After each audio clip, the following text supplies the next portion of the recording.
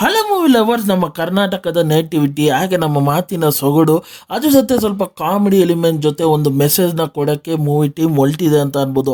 ಅದು ಎಷ್ಟು ಮಟ್ಟಿಗೆ ನಮಗೆ ತಲುಪತ್ತೆ, ಮೂವಿ ಚೆನ್ನಾಗಿದೆ ಇಲ್ವಾ ಅನ್ನೋದನ್ನು ಈ ರಿವ್ಯೂಯಲ್ಲಿ ತಿಳಿಸ್ಕೊಡ್ತೀನಿ. ಹಾಗೆ ಮೂವಿ ಹೆಸರು ಮೂರನೇ ಕೃಷ್ಣಪ್ಪ ಅಂತ. ಹಾಗೆ ಮೂವಿ ರಿವ್ಯೂಗಿಂತ ಮುಂಚೆ ನನ್ನ ಚಾನಲ್ಗೆ ಫಸ್ಟ್ ಟೈಮ್ ವಿಸಿಟ್ ಮಾಡಿದರೆ ಇಲ್ಲ ವಿಡಿಯೋನ ಫಸ್ಟ್ ಟೈಮ್ ನೋಡ್ತಾ ಇದ್ದೀರಾ, ಈ ರಿವ್ಯೂ ನಿಮಗೆ ಆನೆಸ್ಟ್ ಅನ್ಸಂದರೆ ಈ ವಿಡಿಯೋಗೊಂದು ಲೈಕ್ ಮಾಡಿ, ಹಾಗೆ ನನ್ನ ಚಾನಲ್ನ ಸಬ್ಸ್ಕ್ರೈಬ್ ಮಾಡಿ ಮತ್ತು ಬೆಲ್ ನೋಟಿಫಿಕೇಶನ್ ಆನ್ ಮಾಡ್ಬೋದು.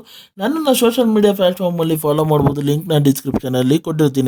ಮೂವಿಯ ಡ್ಯೂರೇಷನ್ ನಿಮಗೆ 2 hours 21 minutes ಇದೆ ಅಂತ ಅನ್ಬೋದು. ಹಾಗೆ ಮೂವಿಯ ಪಾರ್ಟ್ ಲೈನ್ ವಿಚಾರಕ್ಕೆ ಬಂದರೆ, ವೀರಣ್ಣ ಅವರಿಗೆ ಇನ್ನೇನು ಎಲೆಕ್ಷನ್ಗಳು ಹತ್ತತ್ರ ಬರ್ತಾ ಇರುತ್ತೆ. ಆದರೆ ಜನಗಳ ಮತಗಳು ನನ್ನ ಹತ್ರ ಸೆಲ್ಕೊಬೇಕು ಅನ್ನೋ ಕಾರಣಕ್ಕೆ ಊರಲ್ಲಿ ಒಂದು ದೇವಸ್ಥಾನನ ಕಟ್ತಾರೆ. ಆ ದೇವಸ್ಥಾನನ ಉದ್ಘಾಟನೆ ಮಾಡೋದಕ್ಕೋಸ್ಕರ ಒಬ್ಬರ ಸೆಲೆಬ್ರಿಟಿನೂ ಬುಕ್ ಮಾಡಿರ್ತಾರೆ. ಆದರೆ ಕಾರಣಾಂತರದಿಂದ ಆ ಸೆಲೆಬ್ರಿಟಿ ಬರೋಕ್ಕಾಗಲ್ಲ.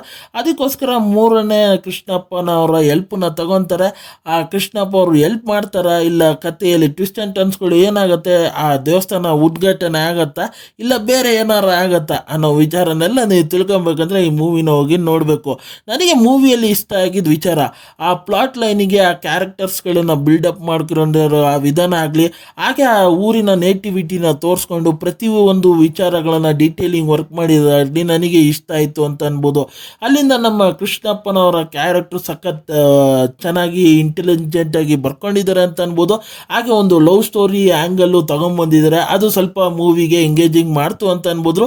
ಅದ್ರ ಜೊತೆ ಒಂದು ಕಾಮಿಡಿ ಎಲಿಮೆಂಟ್ಸ್ಗಳನ್ನು ಮೂವಿಯಲ್ಲಿ ಬೋರ್ಡಿಬಾರ್ದು ಅಂತ ಅದನ್ನು ಇಂಪ್ಲಿಮೆಂಟ್ ಮಾಡಿಕೊಂಡು ಪ್ರತಿಯೊಂದು ಸೀನ್ಸ್ಗಳಿಗೂ ಆ ಊರಿನ ಜನಗಳ ಡೈಲಾಗ್ಸ್ಗಳಾಗಲಿ ಆ ಫನ್ ಫ್ಯಾಕ್ಟರ್ನ ತೊಗೊಂಬಂದಿರೋ ವಿಧಾನ ಆಗಲಿ ಸಖತ್ ಎಂಟರ್ಟೈನ್ ಮಾಡುತ್ತೆ ಅಂತ ಅನ್ಬೋದು. ಅದ್ರ ಜೊತೆ ನಮ್ಮ ವೀರಣ್ಣವರ ಕ್ಯಾರೆಕ್ಟರ್ ಇದೆಯಲ್ಲ, ಅವ್ರದ್ದಂತೂ ಎಕ್ಸ್ಟ್ರಾರ್ಡಿನರಿ ಅಂತ ಹೇಳ್ತೀನಿ. ಆ ಸೀನ್ಸ್ಗಳಿಗೆ ಪ್ರತಿಯೊಂದು ಎಲಿವೇಶನ್ಸ್ಗಳನ್ನು ಕೊಡ್ಕೊಂಬಂದು ಆ ಇಂಟರ್ವಲ್ ಬ್ಲಾಕ್ ತನಕ ನಿಲ್ಲಿಸ್ತಾರೆ ಅಂತ ಅನ್ಬೋದು. ಸರಿ, ಸೆಕೆಂಡ್ ಹಾಫ್ ಅಲ್ಲಿ ಏನೋ ಬೇರೆ ತರ ಇರ್ಬೋದು ಅಂತ ನಾನು ಅನ್ಕೊಂಡು ಹೋದೆ.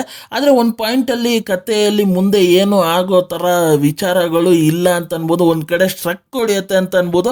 ಅದಕ್ಕೋಸ್ಕರ ಏನೋ ಎಕ್ಸ್ಟ್ರಾರ್ಡಿನರಿ ಆಗಿ ಕತೆ ಮುಂದುವರ್ಸೋಣ, ಏನೋ ಒಂದು ಅವಸರವಾಗಿ ಕ್ಲೈಮ್ಯಾಕ್ಸ್ ತನಕ ತಗೊಂಬರೋಣ ಅಂತ ಇನ್ನೊಂದು ವಿಚಾರನ ಆ್ಯಡ್ ಆನ್ ಮಾಡ್ತಾರೆ ಮೂವಿ ಒಳಗಡೆ. ಅದೆಲ್ಲೋ ಕತೆಗೆ ಸೂಟೇಬಲ್ ಆಗಿಲ್ಲ ಹಾಗೂ ಜಸ್ಟಿಫೈಯೂ ಮಾಡಿಲ್ಲ ಅಂತ ಅನ್ಬೋದು. ಹಾಗೆ ಅದರಲ್ಲಿ ಇನ್ನು ಒಂದು ಗೆಸ್ಟ್ ಅಪಿರಿಯನ್ಸ್ ಕ್ಯಾರೆಕ್ಟರ್ ಬರುತ್ತೆ, ಅದು ಯಾಕಾರ ಬರುತ್ತೆ ಕಥೆಯಲ್ಲಿ ಅನ್ನೋದು ನನಗೊಂದು ಚೂರು ಅರ್ಥ ಆಗಿಲ್ಲ ಅಂತ ಅನ್ಬೋದು.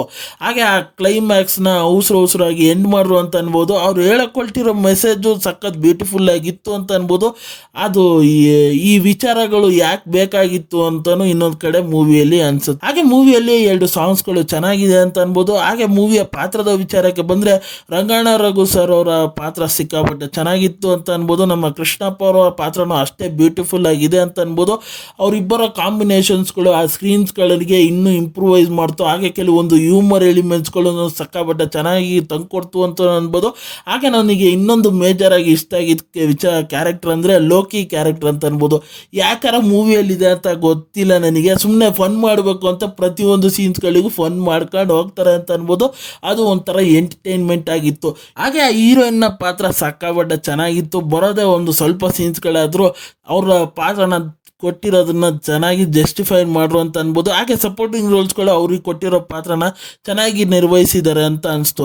ಹಾಗೆ ಮೂವಿಗೆ ಮೇಜರ್ ಪಿಲ್ಲರ್ ಅಂತ ಅನಿಸಿದೆ ನನಗೆ ಡೈಲಾಗ್ಸ್ ಅಂತ ಅನ್ಬೋದು. ಡೈಲಾಗ್ಸ್ ರೈಟಿಂಗು ಸಿಕ್ಕಾಪಟ್ಟೆ ಬ್ಯೂಟಿಫುಲ್ ಆಗಿ ಬರ್ಕೊಂಡಿದ್ದಾರೆ ಅಂತ ಅನ್ಬೋದು. ಪ್ರತಿಯೊಂದು ಸೀನ್ಸ್ಗಳಿಗೆ ಆ ಹ್ಯೂಮರ್ ಜೊತೆ ಆ ಪಂಚ್ ಲೈನ್ಸ್ಗಳು ಬ್ರಿಲಿಯಂಟಾಗಿ ರೈಟಿಂಗ್ ಅಂತ ಹೇಳ್ತೀನಿ. ಆ ಸೆಕೆಂಡ್ ಹಾಫಲ್ಲಿ ಕೆಲವೊಂದು ಅಂಶಗಳು ಬೆಟರ್ ಆಗಿದ್ದಿದ್ರೆ ಮೂವಿ ಬೇರೆ ಲೆವೆಲ್ ಅಂತ ಅನ್ಬೋದಾಗಿತ್ತು. ಹಾಗೆ ನನಗೆ ಮೂವಿ ಖಂಡಿತ ಸಿಕ್ಕಾಪಟ್ಟೆ ಇಷ್ಟ ಆಯಿತು ಅಂತ ಅನ್ಬೋದು. ಓವರಾಲ್ ಆಗಿ ಈ ಮೂವಿ ಖಂಡಿತ ಒಂದು ಫ್ಯಾಮಿಲಿ ಸಮೇತ ನೋಡ್ಬೋದಾದಂಥ ಮೂವಿನೇ. ಇದು ಅಮೆಝಾನ್ ಪ್ರೈಮಲ್ಲಿ ರಿಲೀಸ್ ಆಗಿದೆ, ಖಂಡಿತ ಮಿಸ್ ಮಾಡಿದೆ ನೋಡಿ ಅಂತ ಹೇಳ್ತೀನಿ. ಹಾಗೆ ಈ ಮೂವಿಗೆ ನನ್ನ ರೇಟಿಂಗ್ ವಿಚಾರಕ್ಕೆ ಬಂದರೆ ನಾನು 5ಗೆ 3 ಸ್ಟಾರ್ ಕೊಡ್ತೀನಿ ಅಂತ ಅನ್ಬೋದು. ಹಾಗೆ ಈ ರಿವ್ಯೂ ನಿಮ್ಗೆ ಆನೆಸ್ಟ್ ಅನಿಸ್ತಂದರೆ, ಈ ವಿಡಿಯೋ ಇಷ್ಟ ಆಯಿತು ಅಂದರೆ ಈ ವಿಡಿಯೋಗೊಂದು ಲೈಕ್ ಮಾಡಿ, ಹಾಗೆ ನನ್ನ ಚಾನಲ್ನ ಸಬ್ಸ್ಕ್ರೈಬ್ ಮಾಡಿ ಮತ್ತು ಬೆಲ್ ನೋಟಿಫಿಕೇಶನ್ ಆನ್ ಮಾಡಿ. ನಿಮ್ಮ ಅನಿಸಿಕೆ ಅಭಿಪ್ರಾಯ ಏನೇ ಇದ್ರೂ ಕಮೆಂಟ್ ಮೂಲಕ ತಿಳಿಸ್ಬೋದು. ಮತ್ತು ಮುಂದಿನ ರಿವ್ಯೂಯಲ್ಲಿ ಸಿಗ್ತೀನಿ. ಅಲ್ಲಿ ತನಕ ನನ್ನ ಚಾನಲ್ಗೆ ಸ್ಟೇ ಟ್ಯೂನ್ ಆಗಿರಿ.